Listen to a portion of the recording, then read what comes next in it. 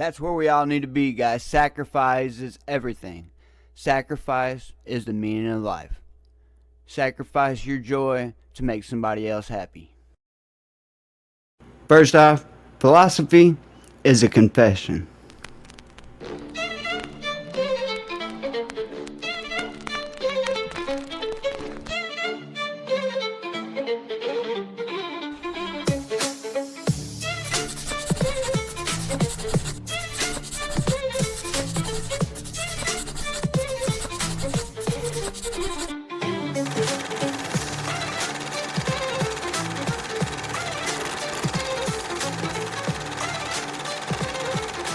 Philosophy is a confession.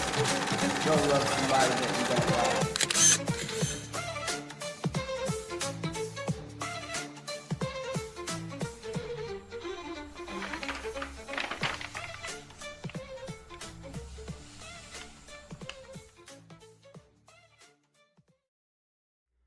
Hey, what's good, y'all? Thanks for clicking on the link.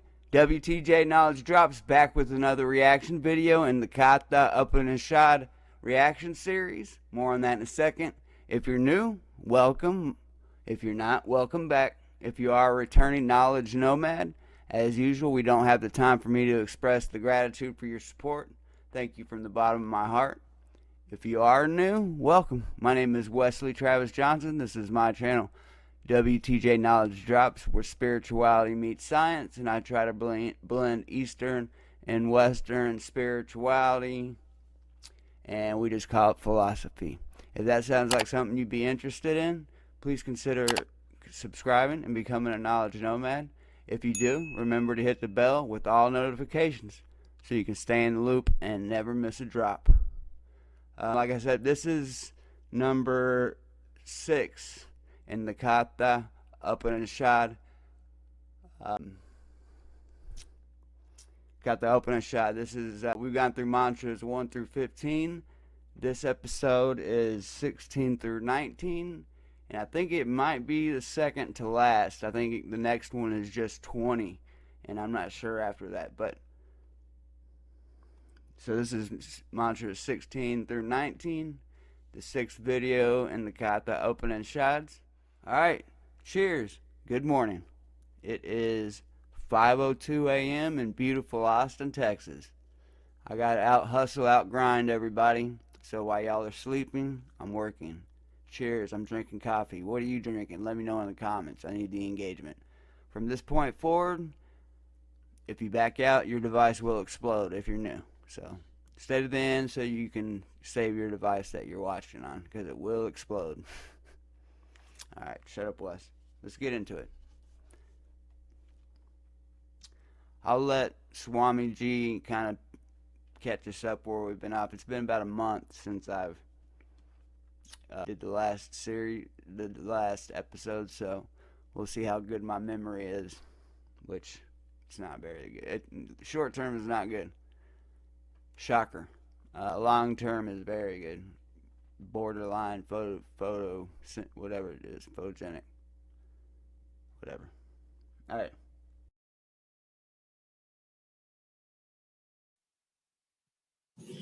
Om Sahana Vavatu Sahano Bhunaktu Saha Viryam Karavavahe Tejasvinavadhitamastu ma vidvishavahe. Om Shanti Shanti Shanti. May the Lord protect us both, the teacher and the taught, together by revealing knowledge. May the Lord protect us both by giving us the results of knowledge. May we attain vigor together. Let what we know be, well, let what we study be illuminating. May we not cavil at each other. Om, peace, peace, peace. So we are studying the Katha Upanishad, and it begins with a story. The story of the little boy Nachiketa, who went to the house of death. And Nachiketa was given 3 boons by Yama, the lord of death. Nachiketa, ever the good son, the first boon he asked for was, let my father, his anger at me, let it go. You know, his father was mad at him because he kept on asking these pesky questions about whom are you going to give me away to as part of your sacrifice, and so on. The kid was being a smart ass, and his dad kind of gave him a smart ass response, and the boy took it literally and really thought his dad was mad at him when he was just matching the son's energy, low key.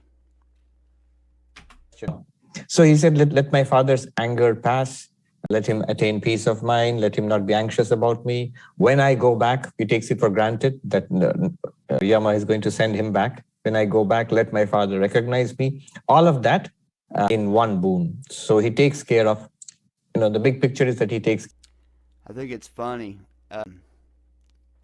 If you're new, if you're not new, this is a repeat sentence, but I think it's funny how they gave the kid 3 wishes or boons or whatever they're called, I guess, and he packed like 50 in one.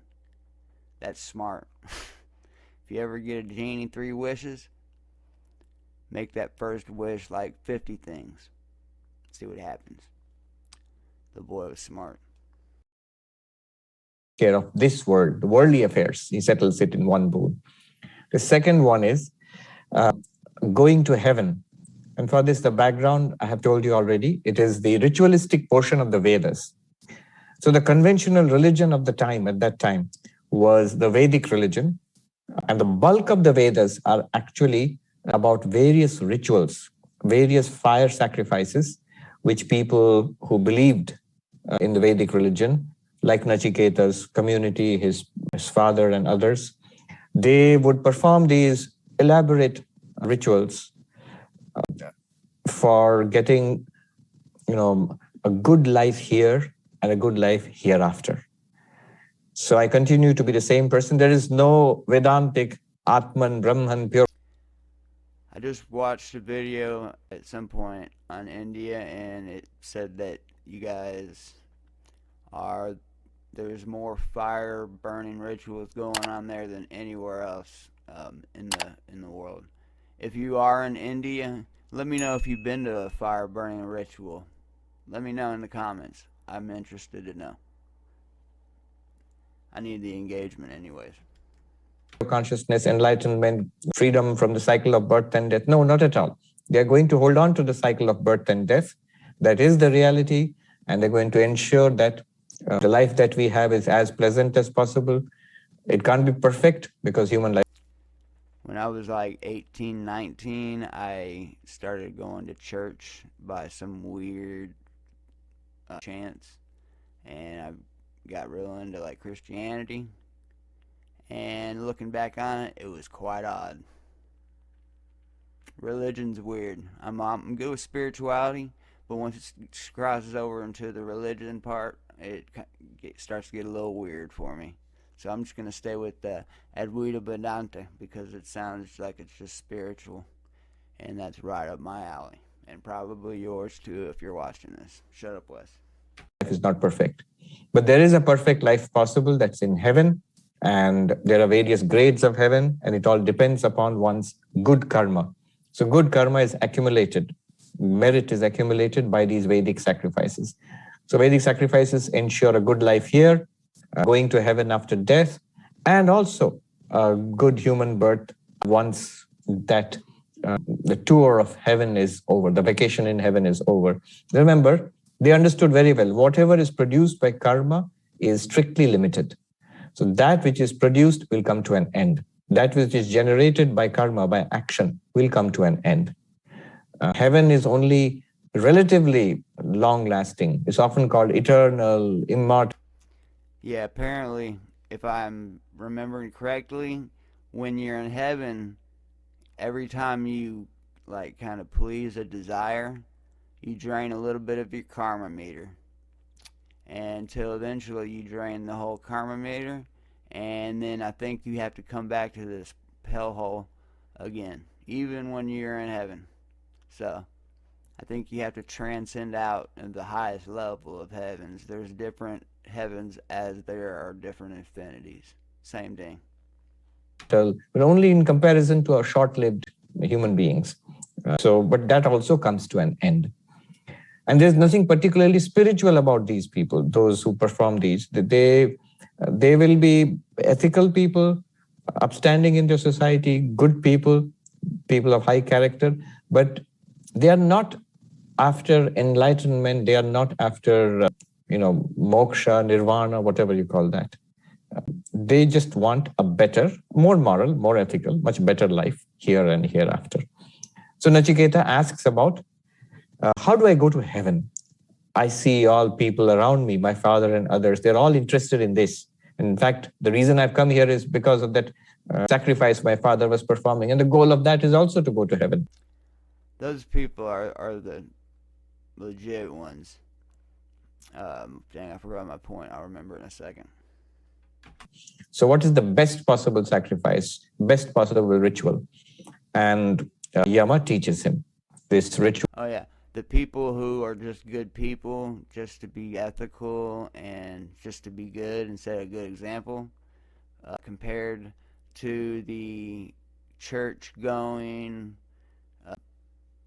whatever you want to call them. They get a little judgmental, and it seems like the latter, they don't. It's more about just being ethical and being nice and being a good person and spreading love.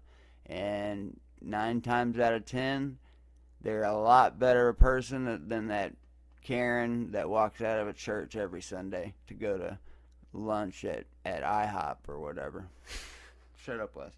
Well, by which Nachiketa, if he performs it, he'll go to heaven. Remember, ultimately we will see Nachiketa, he repudiates all of this. He's actually a seeker of enlightenment. He's a seeker of Vedantic knowledge. None of this is particularly Vedantic. This is Vedic, but not Vedantic. Vedantic is the final spiritual teachings of the Vedas found in the Upanishads like this. But because these Upanishads are firmly set in the entire Vedic literature, you will find the influence of Vedic ritualism here also. That's why there is this talk of going to heaven, performing Vedic fire rituals. And it's only people who are willing to renounce these goals, that is, trying to have a pleasant life here and going to heaven hereafter, give the whole thing up and try to realize the truth, the reality of that infinite reality, Brahman, which the Upanishads speak of. And Nachiketa belongs to that category. He gets all this knowledge, but later he will say, I don't really want any of this. So why did he ask? Probably because he wanted to transmit it to others. And we will see that is the case also. The Vedic people, they follow this sacrifice. When we'll see the sacrifice, this ritual Nachiketa got from the Lord of Death, we will see that it comes to be named after Nachiketa, though he himself wasn't interested. So he probably came and he taught it to others. And from that time onwards, it's been known as the Nachiketa sacrifice. Nachiketa's sacrifice, Nachiketa sacrifice in Sanskrit. So we were in the middle of the story on the 15th mantra, where the Lord of Death was teaching all. Woo! Yeah! Be that person to sacrifice. Be that person. I think that's the meaning of life, anyways. Be in service to others and to not be selfish and to let other people feed off your spiritual energy, that your spirituality meter is so high that other people can feed off of it. So this to the boy Nachiketa, teaching the ritual, the Vedic ritualism, the particular fire sacrifice. 15th verse, we have done this, but I'll just quickly touch upon it and then go ahead. 15th mantra. Lokadimagnim tamuvacha tasmai yaishtaka yavatirva yathava sachapi tat pratyavadat yathoktam athasya mrityu punarevahatushta. Death, that is the Lord of Death, told him of the fire that is the source of the world, the class and number of bricks, as also the manner of arranging for the fire. And he, Nachiketa, he too repeated verbatim with understanding all these as they were spoken. Then Death, being satisfied with this, said again. So what did we see here? First, there is this term, Lokadi Magnim. So the fire, which is the support or the source or at the beginning of the world. So here the word fire does not literally mean the fire. It does not even literally mean the ritual, that particular ritual. It refers to the deity who's being worshipped. The deity is Virat. Now, you know from our Vedantic studies that pure consciousness, Brahman, limited by Maya, is called Ishvara. All of it, you see why Vedanta Sara is so useful now. So pure consciousness limited by Maya is Ishvara, the god of religion, Saguna Brahman. Further limited by the cosmic mind is called Hiranyagarbha. Further limited by the physical cosmos. Limited means pure consciousness plus Maya plus all the minds together plus the physical bodies, this entire cosmos. There's one consciousness which identifies itself with the entire universe, living. I just did a video on Maya by Swami G. I'll drop a link so you can watch it later if you'd like at the end. Stay tuned. I'm glad you're still here and you're saving your device. Don't back out. It will explode. And non-living. That is called Virat, literally meaning the vast. That is what Arjuna actually saw in the 11th chapter of the Bhagavad Gita when he wanted to see Vishwarupa Darshana, the universal form of Krishna. That's what Krishna showed him. And that terrified Arjuna. Actually, he got... we used to ask, when we studied the Gita, we used to ask our masters that what kind of spirituality is this? He just got terrified. And they said that if you think about it, that probably would be the case. If you are confronted with something so vast, the descriptions of this Virat is, what is Arjuna's experience? What one of the commentators says, we all are experiencing this universe in slices of time and space and people. Some people, right now, for example, we have this little slice of space wherever you are, and virtually you are meeting with all these people on the computer. This is one slice of reality. Before this, something else. After this, something else. In a different place, some other things you will see, other people you will meet. So time and space and people. After this, something else. That's my slice. I don't really get out the house much, guys. I'm super disabled, and it is a pain in the ass. So my entire social life is on social media, and I am 100% cool with that. I am retired from fun. I am in learning mode for the rest of my life. I partied too hard the first part of my life, and I had a stroke, and now I'm disabled. I have no use in my left side, so I have retired from fun officially. Everything. If it's fun, I'm done. And that rhymes, so it must be right. No more like off-road trips. You know, I ain't getting in a boat on water. I'm not getting an airplane. You know, if a rescue situation happens, you can kiss my ass goodbye, because there ain't no rescuing me. All right, shut up, Wes. We are experiencing the universe in this way. Now, imagine if you were to somehow see all the universe somehow in one place, all time, eternity, from beginning of the universe till the end of the universe, all at the same time, and all beings, billions, imagine all the 7 billion human beings who are alive now, and the billions who have lived earlier, and the billions who are going to live later, all of them together. And all other living beings too, all together. And this whole amazing unity, this being, this called the vast, the Virat, it appears before you and then notices you and looks at you. What would you feel? Arjuna says, every hair of my body is standing on end. It's like 1,000 suns have risen in the sky. Oppenheimer quoted that. Yeah, it's pretty creepy. It's like one of the last videos I did, I had a little orb show up over here, and it muted my audio. So if you want to check that out, you can look at that as well. I'm trying to remember what video. I think it was in my Maya video. I just mentioned it. I'll leave the link at the end if you want to check it out. After the explosion of the first atomic bomb, I am time, the destroyer of worlds, as if the rising of 1,000 suns in the sky. And that's just one nuclear bomb.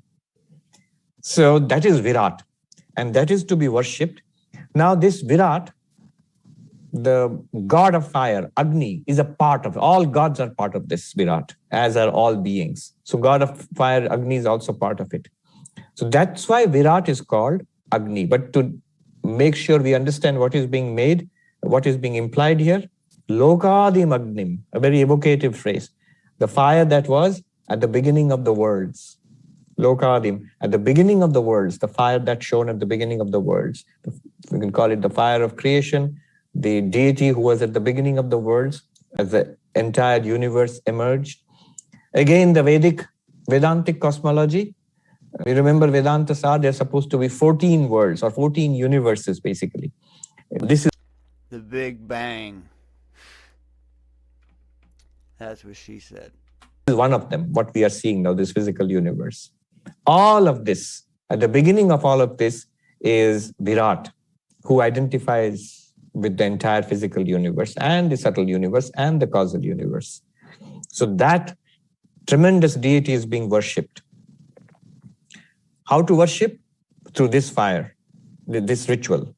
And that was told by, that secret was imparted by the Lord of Death to Nachiketa. Ya Ishtaka, what kind of bricks are necessary? Yavatirva. So how many are necessary? How many bricks? I think it's going to be 720 big bricks, one of the commentators says, and of a particular kind. And Yathava, how are we going to arrange them? There's a particular, the sacrificial fire pit, the Homa Kunda has to be arranged in a particular way. The fire altar has to be arranged in a particular way. Every step accompanied by the chanting of mantras and so on. So it's a very complicated ritual. And then what did Nachiketa do? He was not overwhelmed by all this. These days it will be called an info. Do you guys know anybody that is into this type of shit? Like, have you been to a ritual? Let me know. I'm curious in the comments on, just your everyday Indian, how much of this they've been around in their existence. Let me know, please, in the comments. I need the engagement. Dump, information dump. So the assignment, heavy assignment.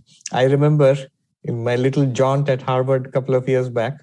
So at this age, and that too, a place like Harvard, enormous amounts of reading, some professors. For example, I had this professor, Professor Garfield, J. Garfield, who is a professor of Buddhism. Information dump. I believe Einstein was the one that said anything that you can learn from a book, you don't need to remember. You save the shit that you need to remember for stuff that's not written in a book. Good old shout out Albert Einstein. Buddhism, Tibetan Buddhism, one of the leading scholars of Tibetan Buddhism today. So he used to give enormous amounts of reading, 400, 500 pages each week for each particular class. Nowadays, you can actually look up, and all this must be common knowledge to you, but it was new to me. You can actually look up the professors in the internet. So I looked him up. I was thinking, what's his deal? This is too much.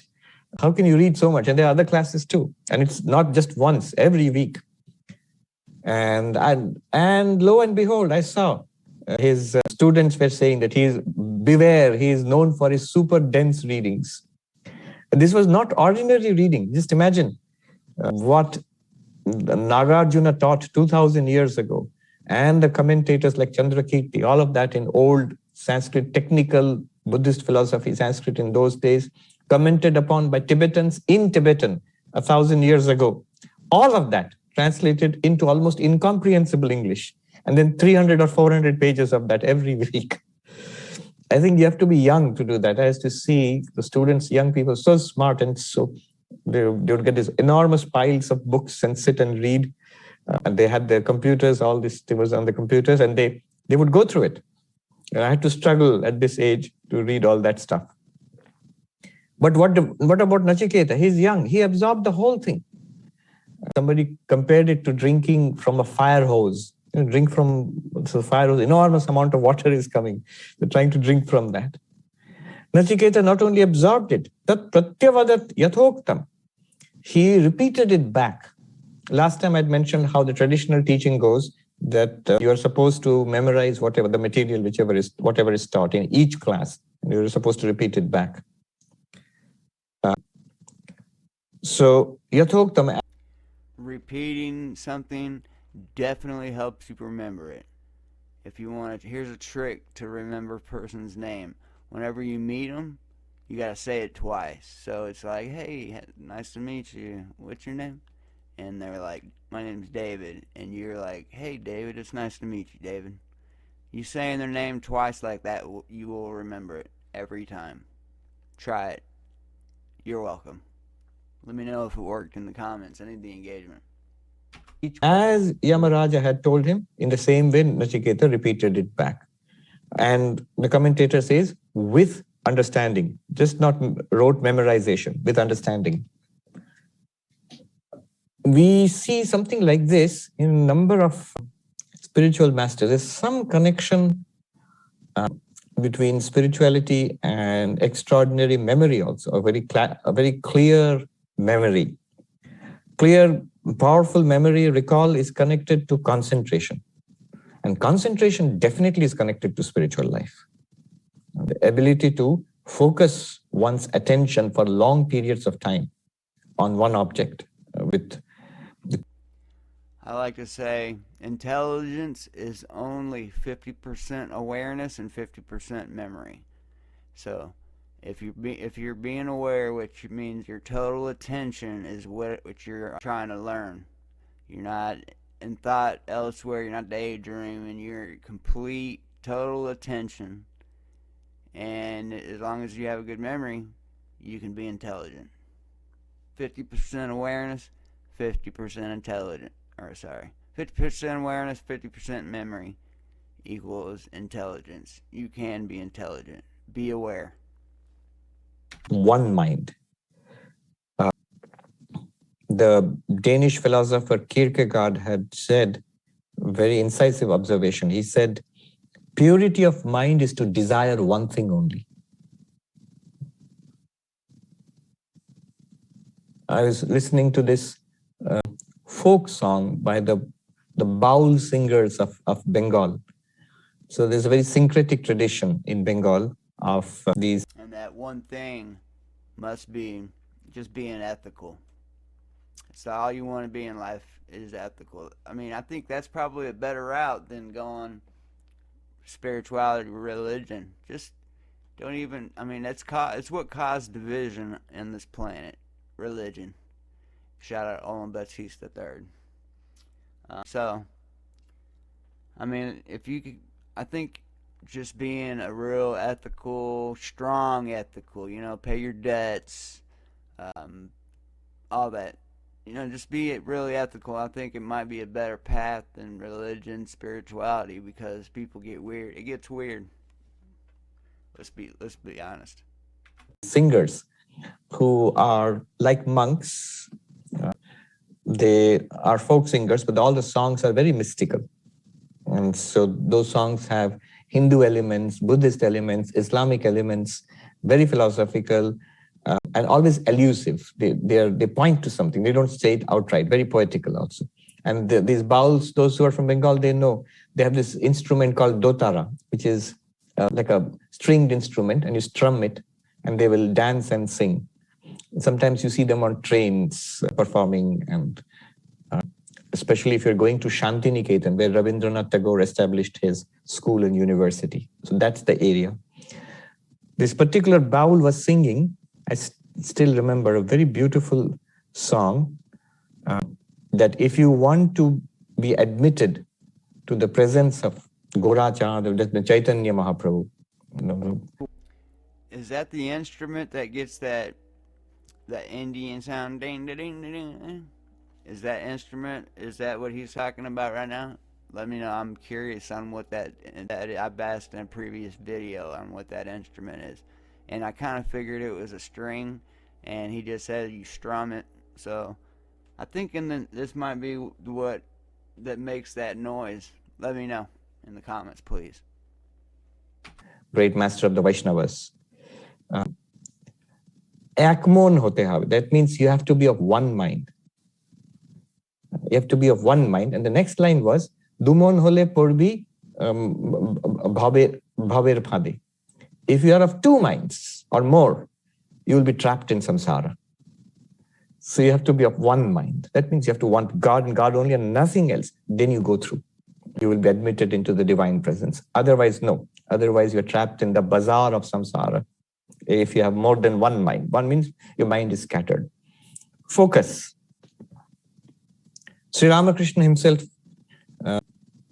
had an extraordinarily absorbent memory. He wouldn't read books. He was barely literate, but he would listen. People like plays and songs, and he would listen once or twice and he would remember the whole thing. Swami Vivekananda, of course, there are those famous incidents.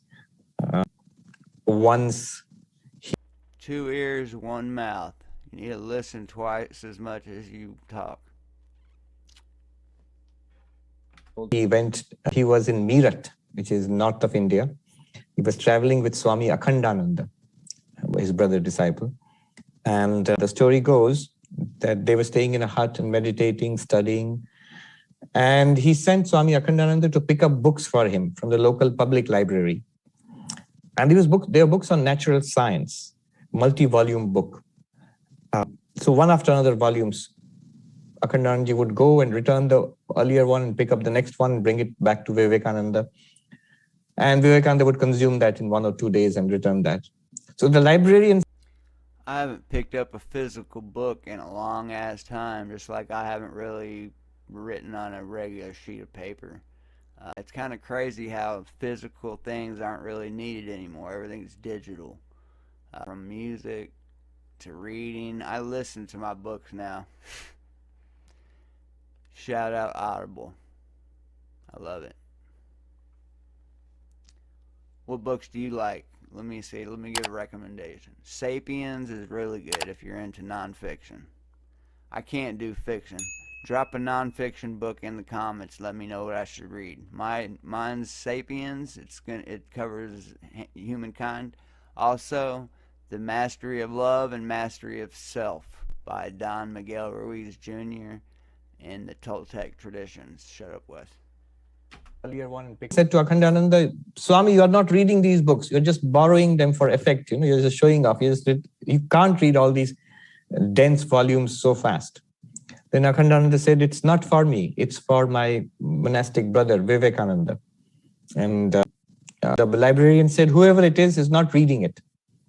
So Akhandananda went and reported that to Vivekananda. And Vivekananda said, let's go and meet the librarian. And so they went.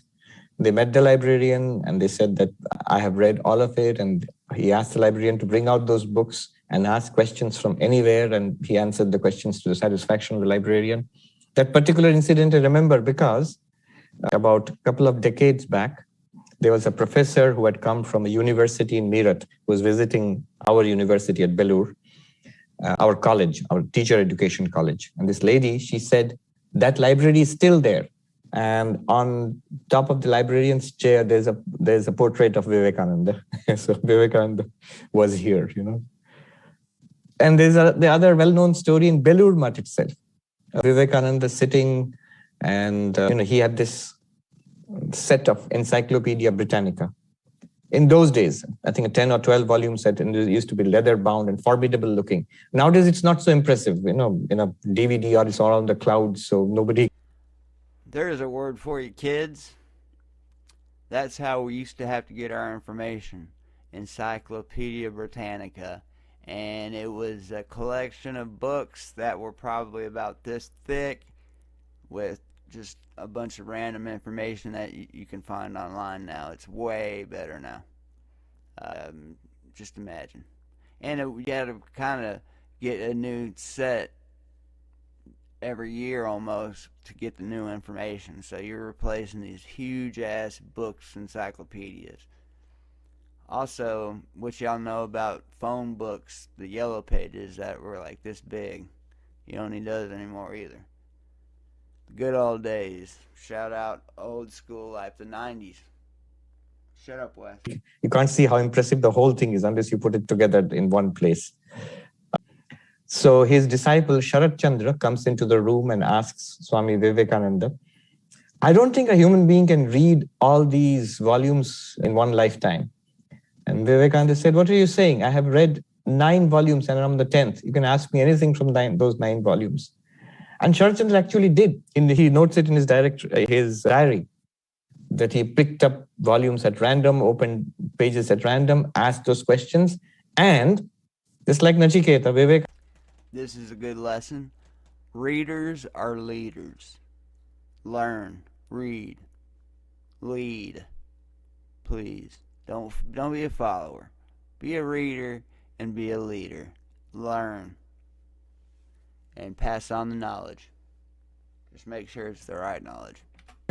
In many cases, he repeated back in the same language. He answered all the questions, and sometimes in the same language, down to the comma and the full stop. And so he was stunned. He said, how is this possible? And Vivekananda said, anybody can do it with purity and concentration, purity of mind and concentration, anybody can do it. By the way, there have been other people who have famously read the entire encyclopedia. Elon Musk is supposed to. Studious, old Vivekananda. But he's right. This kind of goes right with what I've been saying, like the 50% attention, 50% memory equals intelligence. I made that quote up a while back, and he is now verifying it for me. It's a nice full circle for me right now. I read it when he was a school kid in South Africa. So, Nachiketa repeated the whole thing back to Yama. Yeah, I don't know. I don't really believe much out of that. It's nothing personal, you know. I don't believe anybody, really. I've lived a scheming life. I was a hardcore drug addict, and if you are or have been or know somebody, they are schemers, and so I automatically think the worst. And if it's somebody that acts like they've never embraced their dark side, it makes me worried a little bit more. And he pretends to be a little too good, so it makes me wonder a little bit. What do y'all think? I think in order to be a good ethical human being, you have to have embraced your dark side and learned how to control it. It's a part of the process. Very powerful. Yamaraja. And memory, I remember when we were novices, one of the senior monk, the abbot of our monastery told us, I still remember one night we were walking and he said, there are 4 kinds of memory. There's an old Sanskrit saying, 4 kinds of memory. So, Chira Vega, Vega Chira, Vega Vega, Chira Chira. What does it mean? So, Chira Vega, this is the worst kind of memory. It takes you a long time to memorize and you forget almost instantly afterwards. And then there is the opposite, the best kind, Chira Vega, Vega Chira. That means you learn fast and you remember it. Something like Vivekananda or others, and you remember it for a very, very long time. And then there is the Vega Vega, learn fast, forget fast. And then there is the Chira Chira. It takes a lot of time to learn, but you do retain what you have learned. So these 4 kinds. Nachiketa obviously was the best kind, who absorbed it. He was able to drink from the fire hose. He absorbed it very fast. And he was able to repeat it back to Yama, and obviously he remembered it because he transmitted it back to humanity when he went back. I absorb shit really fast, especially in a work setting. You just gotta throw me into the fire, sink or swim. I learn by making mistakes, and especially in a job setting. So I can go through months and months and months of training. But until you put me in some live fire, in the line of fire, I ain't learning until I fucking dodge some bullets or take some bullets. Then Yama is so happy with him because he was able to repeat back all of that faultlessly.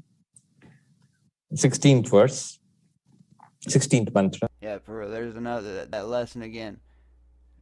The more you repeat something, the more likely it is you're going to remember it. So I like to repeat the shit back just in my head. When I'm learning it, I kind of think about teaching it, I guess you would say, but you can't. No, but not really. Your focus needs to be there, but you're kind of just repeating what the guy says in your head, and it'll help you remember.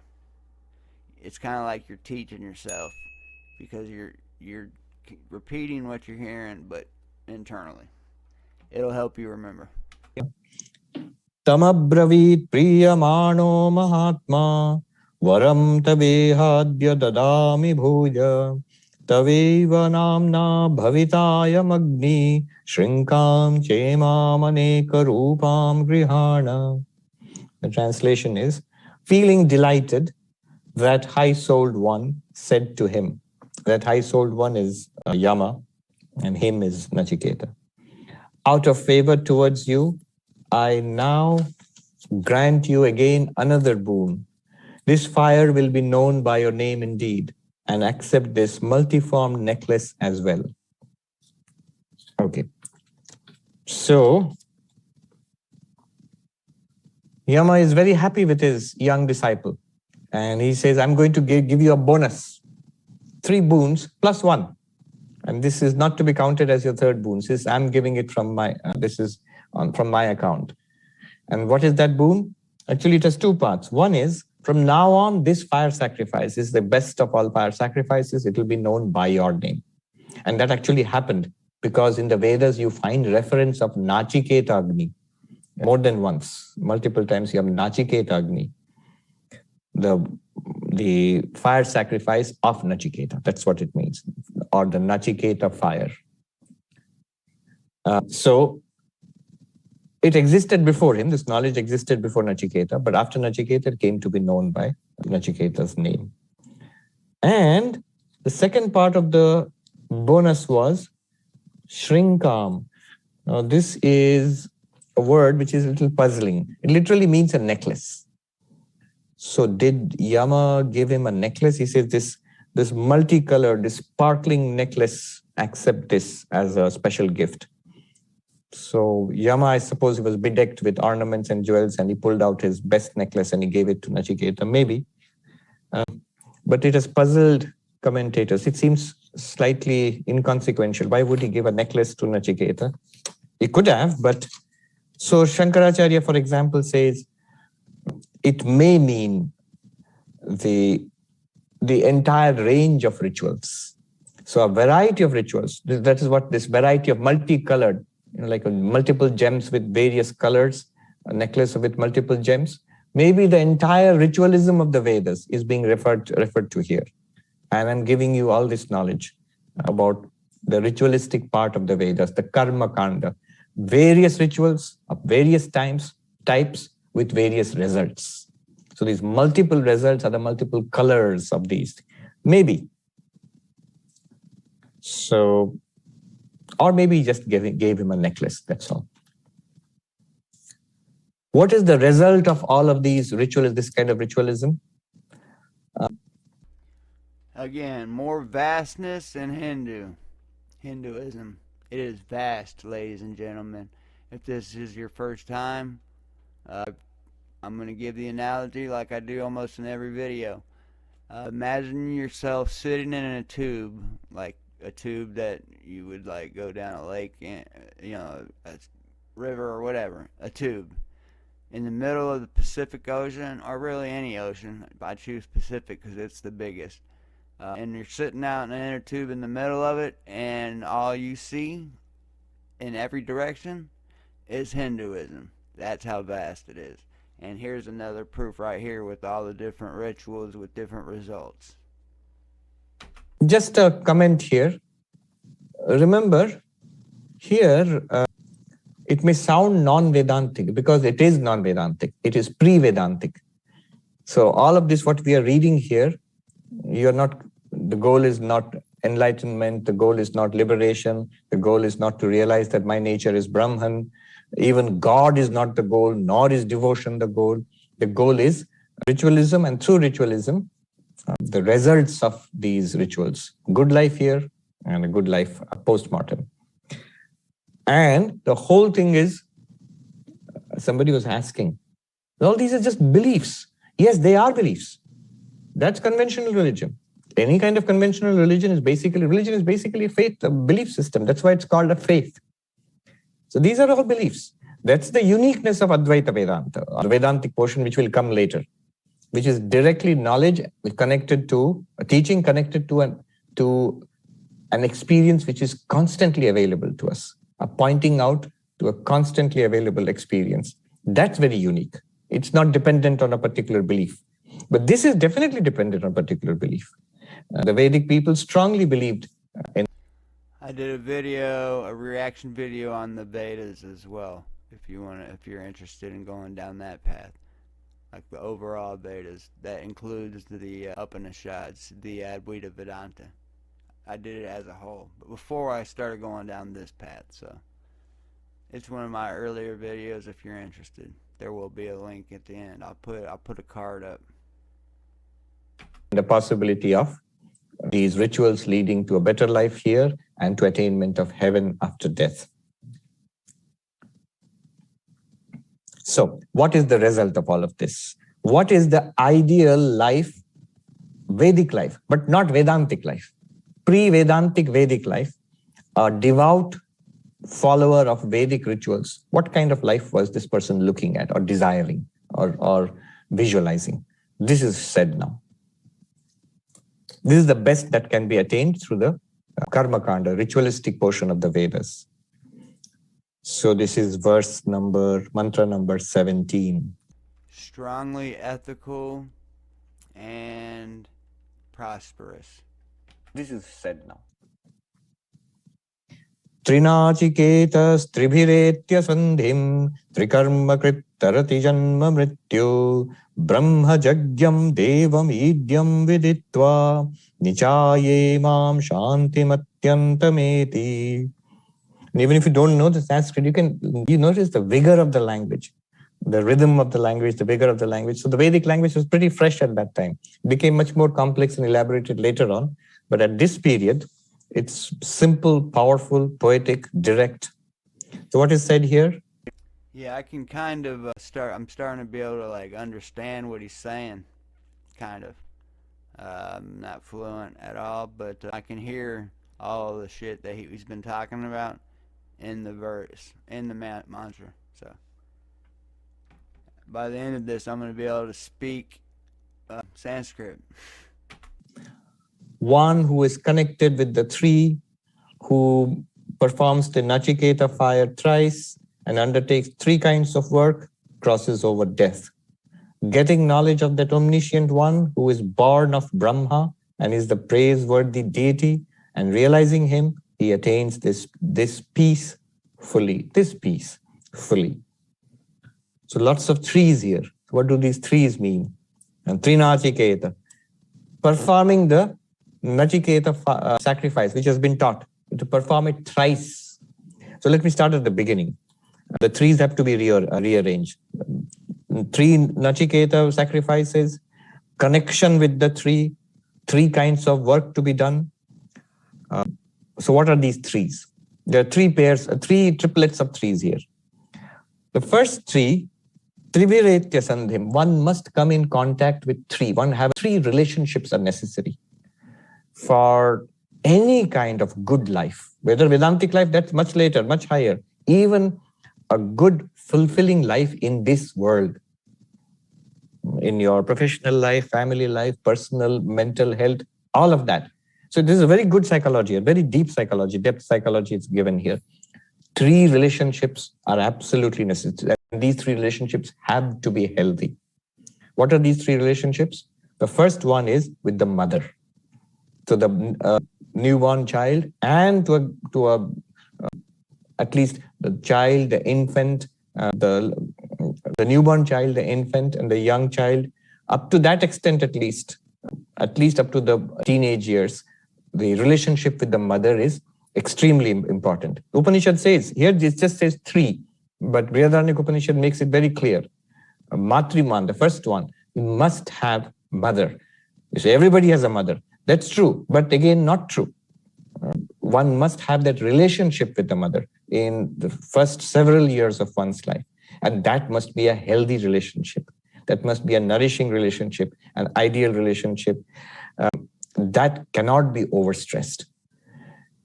Nowadays, psychologists have fully accepted this. Child psychology, I talk about nurture and nature, how much of it depends on genetics, how much of it depends on the environment that is set up by the parents or the caregivers. There are psychologists now, developmental psychologists, who minimize actually the effect of the genetic background, the nature part of it. Most of it is nurture, they are saying. So a vast amount of it is the effect of the mother. Swami Vivekananda also mentioned this, that how much he owes to his mother. So a mother who is loving, nourishing, stable, structured, strong, giving, deeply ethical. So these are transmitted almost, I would say, effortlessly to the child, through the mother. So Matriman, Vedanta Upanishad says, you want enlightenment. Well, you better have a good relationship with your mother when you were young. That's very important. Some psychologist I was reading, an expert on trauma, recently, very well known, Gabor Mate, I think. So basically, you've been raised right. Being raised right is very important, apparently. I think that's what he's getting at. Some psychologist I was reading, an expert on trauma, recently, very well known, Gabor Mate, I think. So a tremendous importance on the relationship with mother in early childhood. And I know who Gabor Mate is. He is very well versed on addiction. And me being a former drug addict, I definitely have watched his content, and I am a fan. Gabor Mate, Gabormate, with the little over it. So, tremendous importance on the relationship with mother in early childhood. And the opposite can be devastating. Not having a mother, or having a mother who is not stable, not nourishing, not much. Mothers do have a lot of pressure, and I think it's warranted. Yeah, I think so. I forgot my point. I'll remember it in a second. Sure enough, unfortunately, it seems to be piling on too much pressure on mothers. And it's also unfortunate because mothers are young people. When they have children, there's unfortunately no training at all for parents. There's so much training for every little thing in this world. And for parenthood, almost no training at all. Why do you think that is? I think because it just is supposed to come naturally. It definitely isn't. There isn't a handbook. Do you guys have kids? Let me know. How many do you have? I have 3 kids with 3 different women and 3 different decades. They're all 10 years apart. And I feel this. Sophisticated, most demanding kind of job, but no training at all. So that's mother first. Second, he says, the second connected relationship is with the father. So a male role model of a father in one's life, very, very important to further development of one's personality and capacities. And the third important relationship is with the teacher, Acharyavan. So the Vedanta Upanishad says you need these 3 relationships, good relationships in your life. You not only have to have these absolutely, and these have to be good, really good relationships. Matriman bhavati, pitriman bhavati, acharyavan bhavati. You must have a wonderful mother, a wonderful father, and a wonderful, inspiring teacher. The third part of it, the inspiring teacher, unfortunately, in modern times, we have lost track of that. Even psychologists don't make much of it now, unfortunately. The reason being that we don't expect the teacher to have any kind of deep relationship with the student. I think that's probably because there's more people. There's less intimate one-on-one time in teaching. I think that's the problem, what he's talking about right now. I think there was less people before, so it was easier to get a little one-on-one education. These days, there's way too many people on this planet, and in each classroom is probably filled to the brim. So, I think that's the problem. Nor the teacher to be anything more than teaching you a particular subject. Alfred North Whitehead, mathematician, philosopher, educationist also, he said that he called it the historic failure of education. Historic failure of education. He said in ancient Greece, in ancient India, in ancient China, young people went to teachers to learn about life, not just get knowledge about different subjects, that too, but learn about life, what is good, what is bad, what is the... Let's bring that back. We need that in education. Way more than just like sex ed that we get for like half a year, like one semester when we're in like middle school or some shit. We need real life skills that we'll be able to use in the real world so we don't get slapped the shit out of us by life, because it happens to all of us. Nobody's immune. Shut up, Wes. The goal of life, meaning, purpose, all of this, character, and they were inspired. Every culture has this, ideal teachers. In India, of course, this went to another extreme altogether. Guru. The guru is very, very important in spiritual life, but then this has effects across society. So the guru, who is your teacher in every other aspect, maybe your maths teacher, your physics teacher, or your literature teacher, they are also revered in India, even down to today. Those who are from India, we know not only spiritual teacher, but even our teachers of secular subjects, we bow down to them, we touch their feet. So that is a very common thing there. So the relationship with the guru, though modern psychology doesn't make much of it, because today the teacher is not supposed to teach you about life. Alfred North Whitehead says this is a historic failure. We have withdrawn from that position over the centuries. Now, schools and colleges are not places you would... Do you guys think that's because the parents have kind of took that away and made it like, they're like, you can't be raising my child like that? I think that might have to do with it. I think the parents probably have a lot to do with the school is not teaching life skills. You don't, you get taught the wrong thing. It can, like he was just saying, the relationships between teachers, it's very important. And if you're getting taught the wrong things at school and then you go home, you may not have the best relationship with your mother and father. So, full circle there. Expect. They don't think of themselves as places where they teach you about life. Nor do students go to a professor or a teacher expecting to learn about philosophy, about the purpose of life, or the goal, what is right and wrong. No.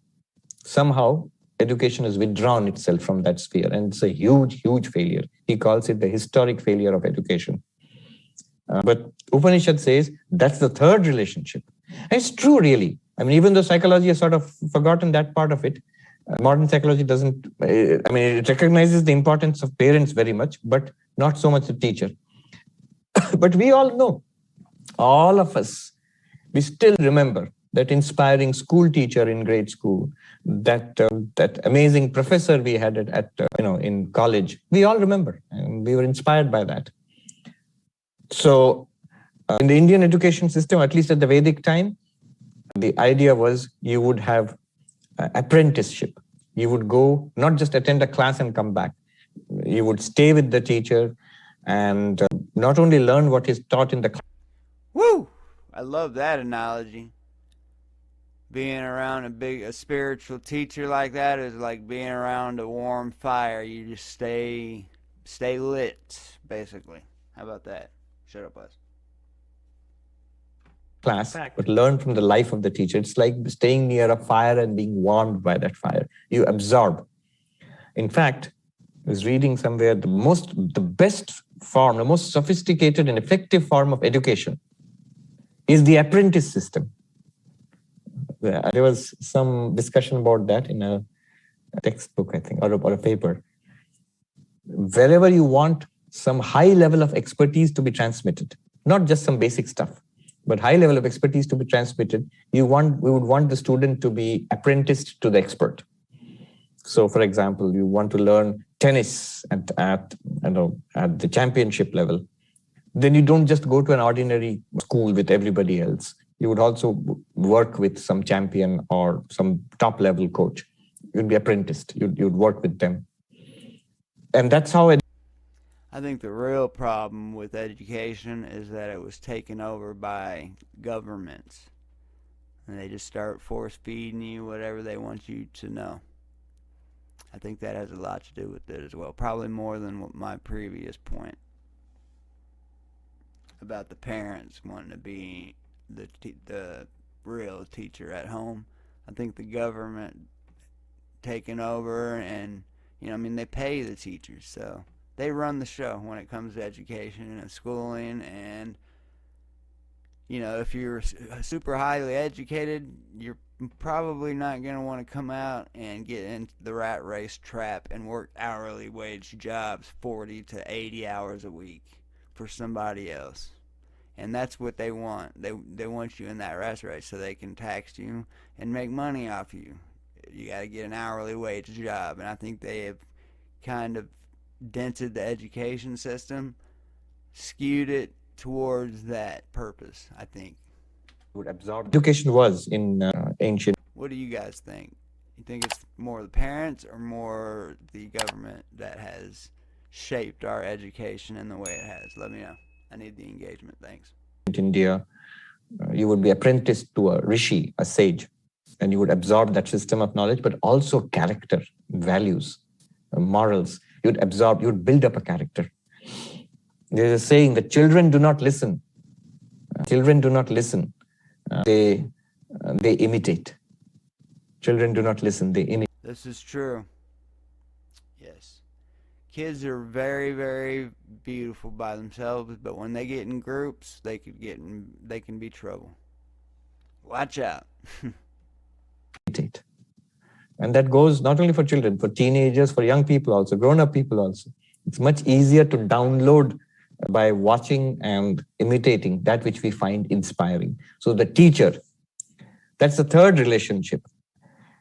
Matriman bhavati, the student must have nourishing relation with the mother. Pitriman bhavati, nourishing relationship with the father. And then acharyavan bhavati, must have a spiritual, or a teacher. I mean, spiritual teacher, of course, but even before that, teacher.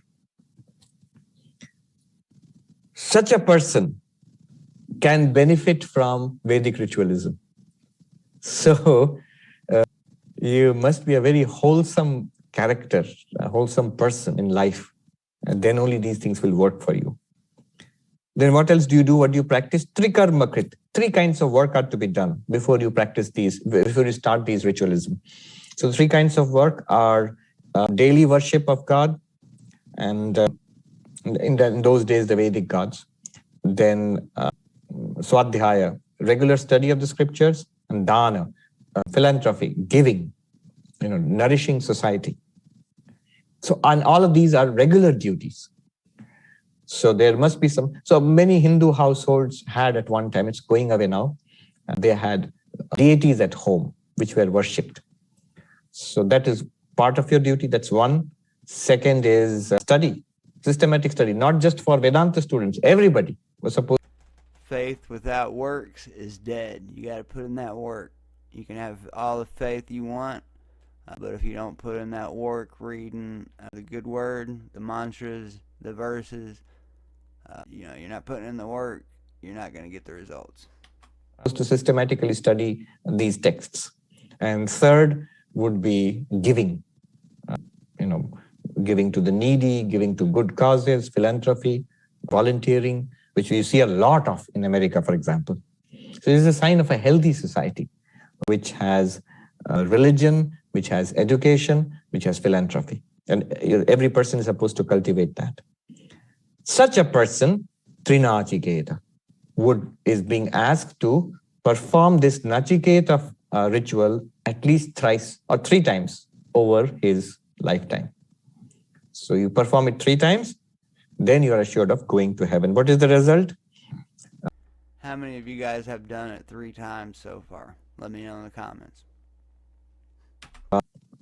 You not only perform this, you also associate it with meditation on Virat. Who is Virat? Brahmaja. I'm giving you the meanings of these words. Brahmaja, literally born of Brahma, not born of Brahman, Brahma. What is meant here? Again, Vedanta Sar is very useful. Where does God come from in Vedantic understanding? The ultimate reality is one, Brahman. Limited by, associated with Maya, Ishwar or Saguna Brahman. Further, that Saguna Brahman alone becomes Hiranyagarbha when it's associated with the entire subtle universe, all minds together, the cosmic mind. Another name for Hiranyagarbha is Brahma. Then that Hiranyagarbha or Brahma itself appears as, or within quotes, born as Virat when the physical universe appears. So who is born of Brahma? Virat. Gyam, the word means Brahmajagyam, the omniscient Virat. Virat has all the omniscience of Saguna Brahman, of God. So just as God is omniscient, so is the cosmic mind omniscient, so is this cosmic being Virat omniscient. Devam, the Lord God. Idyam, praiseworthy, to whom you sing hymns or to whom you pray. Viditva, learning the meditation on Virat. Nichaya, having meditated on Virat. So you meditate on Virat and perform this ritual 3 times with all the qualifications. What are the qualifications? You must be a person who has had these 3 nourishing relationships with mother, father, and teacher, and a person who is regularly devout, given to the pursuit of knowledge, and philanthropic. Such a person, Shanti Matyamtameti, attains the highest peace. Again, this highest peace sounds very Vedantic. You become enlightened, Jivan Mukta. No, be very clear here. It all means goes to heaven after death.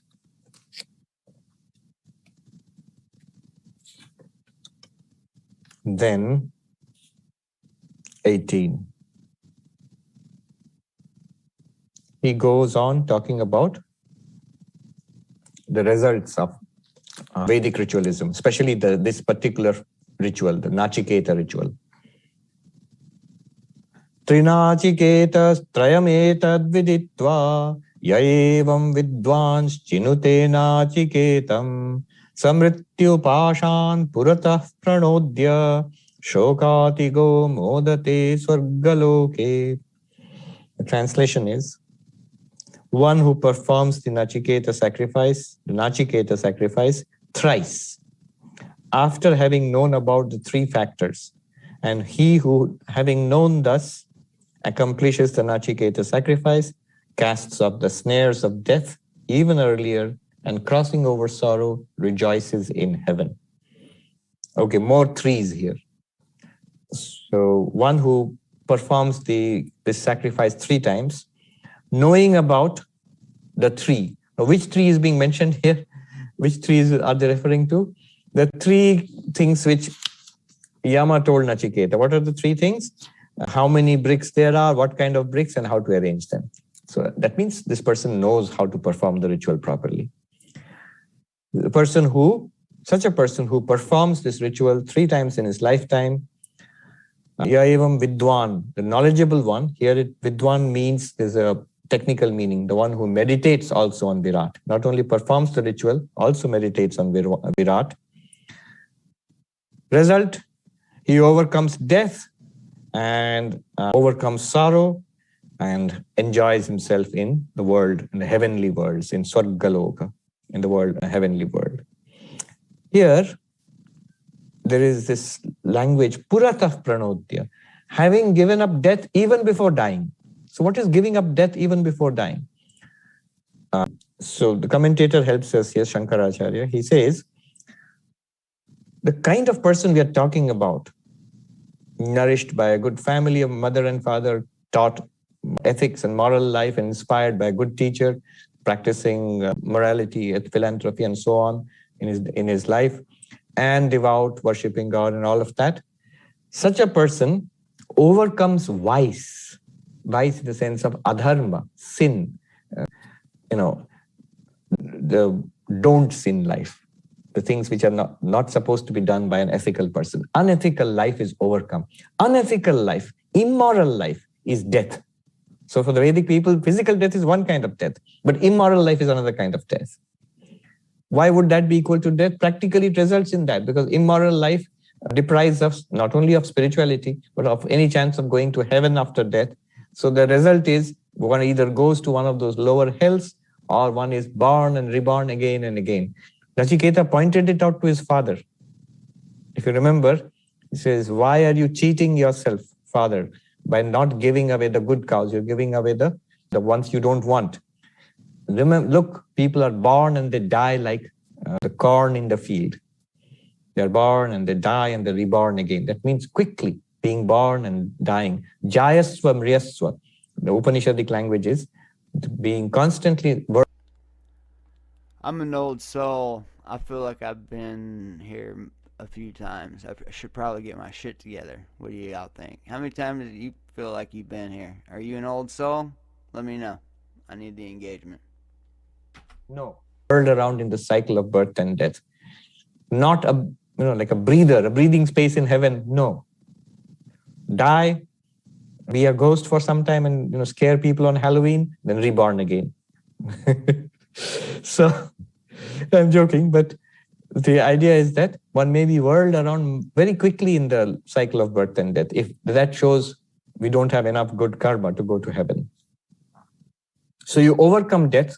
One kind of death is immoral life, unethical life. Overcoming desire, hatred, raga, dvesha. All of this is overcome when you lead a strictly ethical life. But then you don't act according to your likes and dislikes.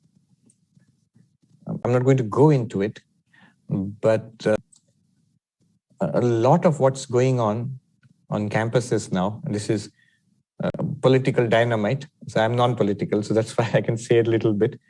I've actually seen this with my own eyes during my time at Harvard. And also I've talked to students in universities here in New York and other parts of America. This feeling that suddenly I belong to this gender and I make the transition into that gender, then I feel again, no, the other gender was all right. I transitioned back into that, all through actually surgery and all of that. How do I put it? I'm following momentary impulses in my mind, a strong feeling that I am like this. And this is all coming from young people who are in the campuses now. So then there's a whole group of people, there are political things going on there, group of people who will come and encourage you. Oh, make the transition, change from male to female or female to male or whatever.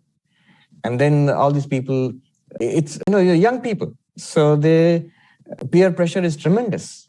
It has a huge effect.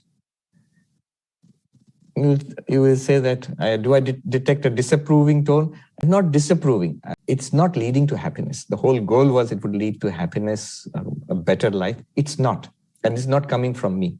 It's coming from people who are right now in the midst of all of this. And they are saying, we see that our friends, our classmates who have gone through this, they're not happy. So, overcoming strong likes and dislikes, not being swept away by powerful likes and dislikes in the mind. When you build your life around a core set of principles. This is basically impulse control. You got to be able to control those impulses, especially buying shit online, guys. Let's get smart about it. It's not the most fiscal responsible thing that you can do. There's a luxury tax on buying shit online.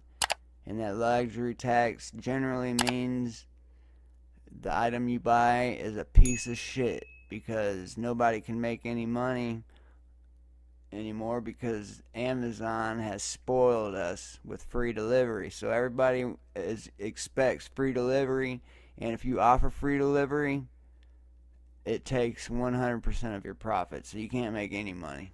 So they end up starting to just ship you nonsense. Like if you haven't noticed, shit you buy online, it's cheap crap, and it's because it has to be cheap for them to make money, because all the profit goes to shipping. Principles. So your decisions are taken not by what I like or dislike at that particular moment, but what is my core set of values. So that's overcoming another kind of death. And he sees, I've overcome ethical death and physical death. the Upanishadic language is you overcome death before dying. So these are the deaths which are overcome before dying. And then, of course, after physical death, one goes to heaven. And as Nachiketa has pointed out, heaven is a fun place to be in. All of this, by the way, Nachiketa will cast overboard. He will dump the whole thing, criticize it sharply very soon. Then 19. Yama brings this whole second boon thing to a close now. 19th mantra. Eshate agnir nachiketa swargyo yama vrinitha dvitiyena varena etam agnim taveva pravakshanti janasa tritiyam varam nachiketo vrinishva. So Yama is speaking again, and he's saying that, O Nachiketa, this is for you the boon about the fire that leads to heaven, for which you prayed through the second boon. People will speak of this fire as yours indeed, O Nachiketa. Ask for the third boon.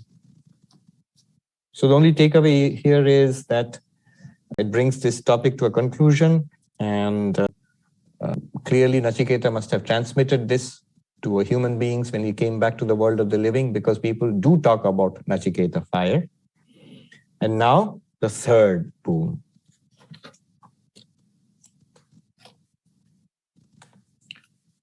The third boon is you ask for something else.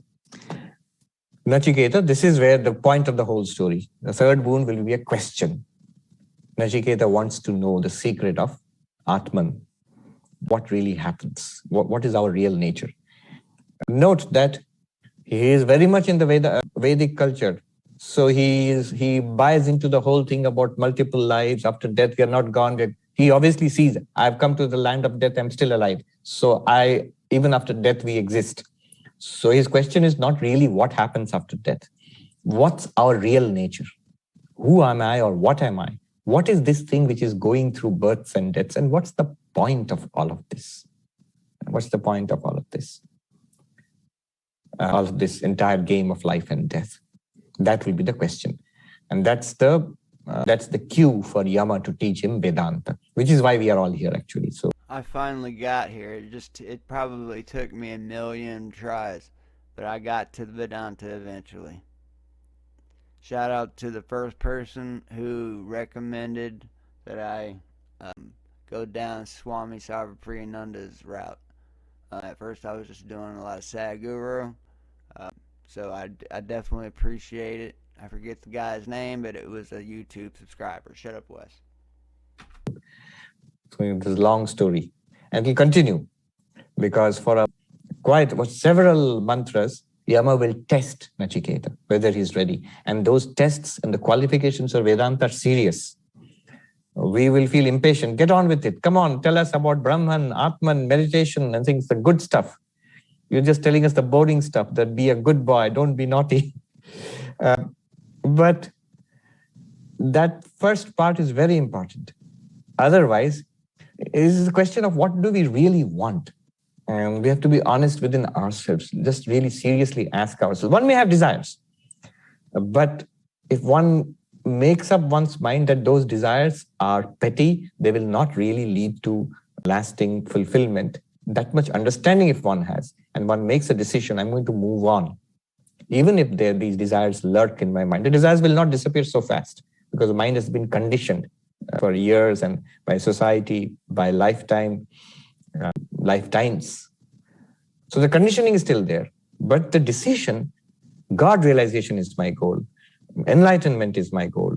Nirvana, moksha, the highest thing spoken of by our civilization, not just the ancient Indian civilization, every civilization, everywhere in the world, ultimately they speak about this. Different names, whether moksha, salvation, nirvana, kaivalya, many terms are there in India. This sort of became the project of the Indian civilization. Their civilization obsessed with. I love it. Shout out to y'all Indians. Land of seekers, not believers. I'm in love with y'all's culture. Enlightenment and freedom from the cycle of birth and death. So that will be the topic that will come from the next class onwards. All right, a quick look at what's there in the chat. Peter says, congratulations on the book launch.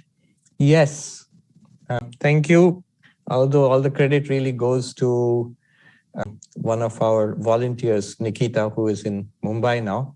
She worked very hard to get those books done. Those are like long reads. They're available on Amazon. And by the way, somebody asked me, I don't have a Kindle. What do I do? You don't have to have a Kindle. These are free apps. You can read it on your computer or your phone. You just download the app from the website. It's all free. But these are basically the talks which I've given. They are being converted by this publication house in India called Juggernaut Books into these booklets, basically ebooks. Cordelia says, your name means Virat. Vishwarup, yes. Vishwarup means Virat. Vishwarup literally means the world form, or there's the 11th chapter of Bhagavad Gita is the Vishwarup Darshan. Shubhadeep says, what is the meaning of the word Nachiketa? That's an interesting one. I had briefly mentioned this at the beginning of our class, the Katha Upanishad class. Nachiketa, one meaning would be, I who do not know. That's one meaning actually. So like, I am the student, I'm asking. Chinoti, the word means to know, to select, to decide, to discern. Vivek also has a similar meaning. So scholars have debated about this. What is the meaning of the word Nachiketa? But it's a very popular name in India, a very popular name for boys. Rick says, are these two statements synonymous? Pure consciousness limited by Maya becomes Ishvara. Pure intelligence limited by Maya becomes intelligent and assumes the role of creative intelligence. Good. I don't know where the second one comes from, but it's just exactly the first one. Pure consciousness is Brahman. Limited by Maya, associated by Maya, becomes... I'm lost, I'm not gonna lie. That whole shit that he just spit off was a bunch of gibberish in my mind. I have no idea what the hell he's talking about. And that's after 7 of these videos. Appears as Ishvara. Ishvara means Saguna Brahman, the god of religion. And that's further expanded nicely by this statement on pure intelligence. Shubhrata says, any reason Shankara did not recognize Sarvam Kalvidam Brahman as Mahavakya? I did a video on that thou art as well. So if you are new, I'm going to leave the reactions playlist at the end, and you can just go through it and pick and choose. I did Maya, I did that thou art, I've done the Vedas. So check me out. So what is Mahavakya? The great sentences like Tat Tvamasi, Aham Brahmasmi, that thou art, I am Brahman, this very self, I am Atma Brahma, this very self is Brahman. And one more, Prajnanam Brahma. This consciousness which we have now, this awareness, this itself, if you know it truly, it is Brahman. This is one from each Veda. Rig Veda, Yajur Veda, Sama Veda, Atharva Veda. One Mahavakya. Mahavakya literally means great sentence or profound sentence. And it summarizes the entirety of Vedanta, of Advaita Vedanta. All right. Now, this particular statement, Sarvam Kalvidam Brahman, everything is Brahman. It sounds cool, very nice. So why isn't this a Mahavakya? Do you know why? What is the definition of a Mahavakya? the definition of a Mahavakya, it must talk about the identity of the Jiva and Brahman. You are Brahman. It must tell you that. I am Brahman. It must tell me that. So look at these Mahavakyas. Tattvamasi, that thou art. You and Brahman are the same reality. Aham Brahmasmi, I am Brahman. I am Atma Brahma. This very self is Brahman. Exactly the same. You are him because you are me, I am you. We are all one collective. So that person that you don't like, you not liking them makes you not like yourself or basically anybody else. So you can't have hate in your heart for anybody. And that's why I say go love somebody that you don't like so you can love yourself properly. Shut up, Wes. Same meaning. Prajnanam Brahma, the stream of consciousness which you have right now, the conscious events which are taking place, which constitute your life, that, when properly understood, is none other than Brahman. So what you understand yourself as, in a deep sense, that when investigated will reveal your infinitude. The infinitude of the individual must be revealed by the Mahavakya. Now what does this statement say, this wonderful statement? Everything is Brahman. Well, great, but it doesn't tell me directly that I am Brahman, and therefore it's not to be counted as a Mahavakya. Rick says, Rain Man, who was based on a real person named Kim Peek, had that kind of memory. He was autistic, right? Rain Man was autistic. Deepa and Krishnan say, some claim that Swami Vivekananda had eidetic memory. I'm not sure. He doesn't say that he literally has a photographic memory, but he had prodigious memory, no doubt about it. Leonardo da Vinci had photographic memory. Swami Vivekananda is believed to have an eidetic memory, as he could memorize a book just by going through it for a single time. He could. There are a number of such instances. Pickwick Papers, he loved. Even Charles Dickens, he read it once or twice, I think, and he could recite entire pages from the Pickwick Papers.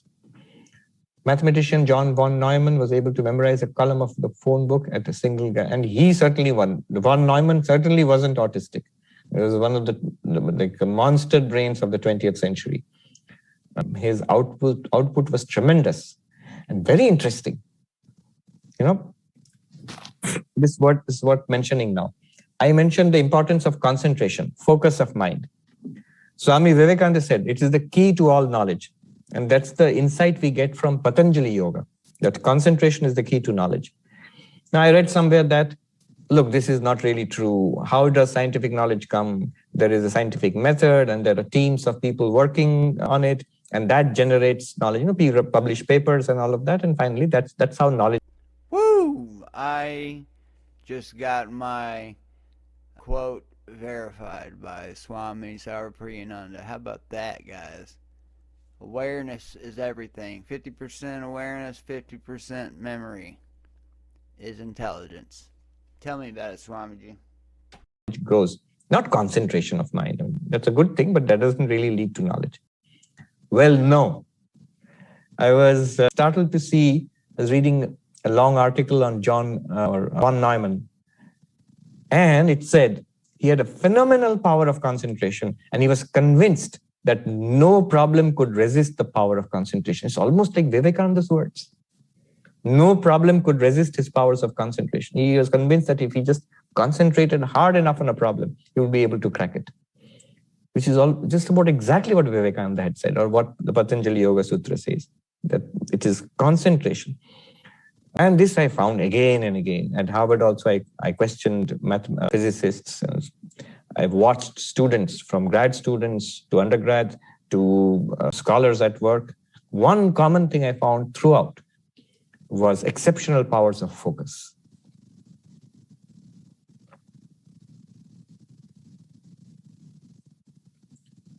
Taittiriya Upanishad expounds beautifully the Guru Shishya Parampara. Yes.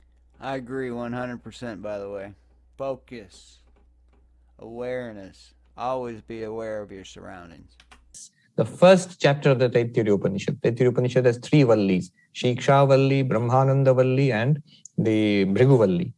So the first valli is about, there is a lot about the teacher-student relationship. Rick says, so Saguna Brahman, cosmic mind, and Virat are three different things. No, no more different than us. Look at us. What am I? I am consciousness with the primeval ignorance, which is my state in deep sleep. And then the mind kicks in. So that's my state in dream state. And then I become aware of the body. So right now there's the body, the mind, and the causal state. The gross state, subtle state, causal state, all together. I, the consciousness, in association with these three, I am this individual Sarvapriyananda. Exactly like that. Whatever is there in the microcosm is there in the macrocosm. It is the same God, the Saguna Brahman, Ishvara, who is eternal. When the universe is created, he appears further as a cosmic mind. And when the physical universe appears, he appears further, or he becomes further associated with the entire physical universe as the cosmic person, Virat.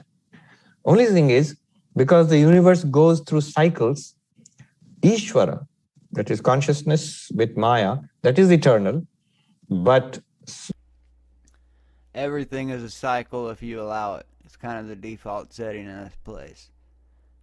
That means if you are trapped in some kind of vicious cycle, you have to put active pressure against it, or it will continue to cycle.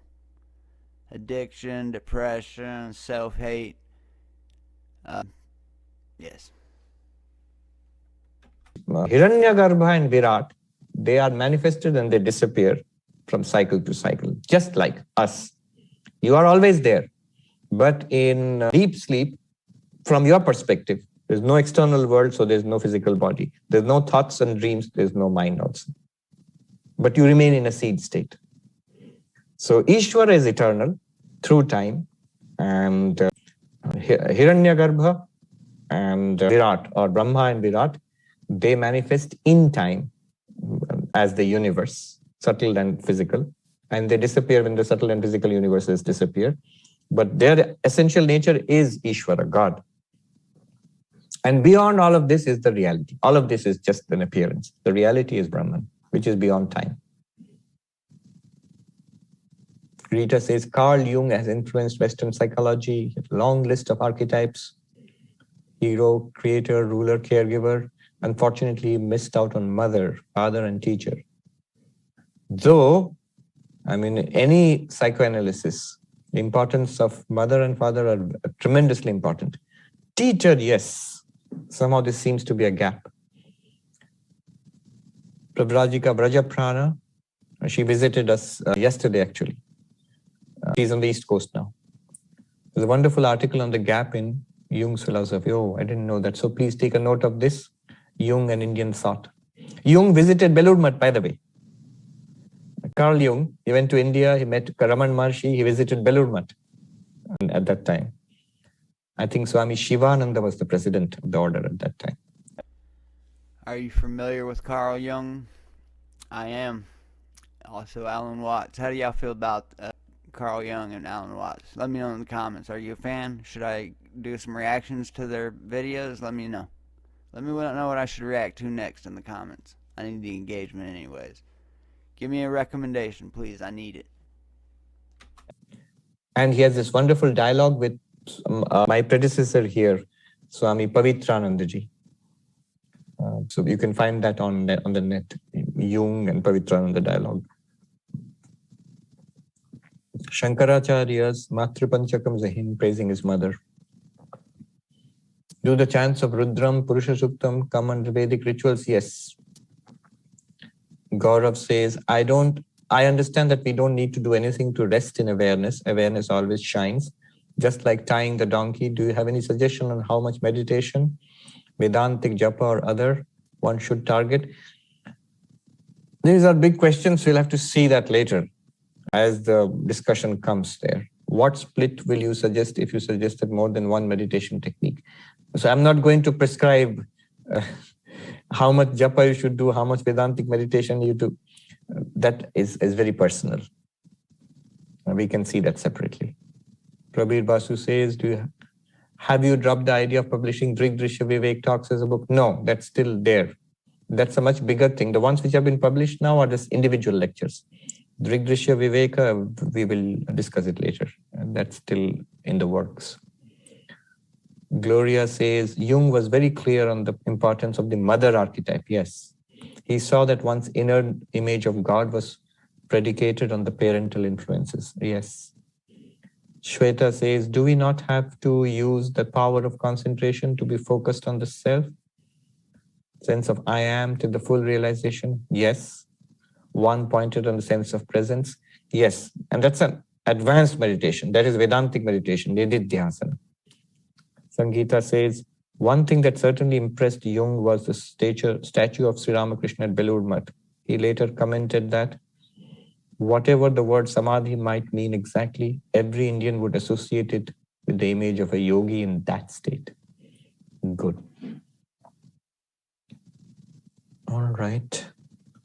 Om Shanti Shanti Shanti Hari Om Tat Sat Shri Ram Krishna Arpanamastu.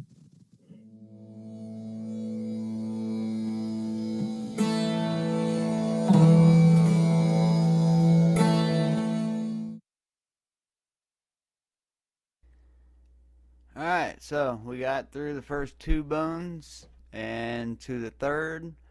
We've learned that you must be raised correctly and taught correctly to be an ethical person in life, which means that you need a good relationship with your mother, father, and your teacher. If you made it this far, thank you very much. I definitely appreciate your support. If you're feeling even more generous, consider liking this and subscribing, maybe sharing it. That's all free. If you're feeling even more generous, please consider subscribing to my Patreon. You get early access to all my videos. I do live Q&As over there. My Cash App is in the description, along with everything else. Buy a t-shirt. That helps. We are shipping to India, so if you want a t-shirt, buy a Knowledge Nomad t-shirt, or Go Love Somebody That You Don't Like, or Philosophy is a Confession. Anyways, that was good. This is number 6. I will probably be releasing number 7 in the Katha Upanishad about this time in February, so a month from now. And between then, watch out for I'm going to be doing more Sadhguru drops. And let me know what else you want me to do in the comments. But thank you very much again. I love you with all of my heart. Go love somebody that you don't like so you can love yourself properly. You know who I'm talking about. We don't need to say any names. Just pray for them to be better. Go love somebody you don't like so you can love yourself properly. I'll see y'all in the next reaction. Love you.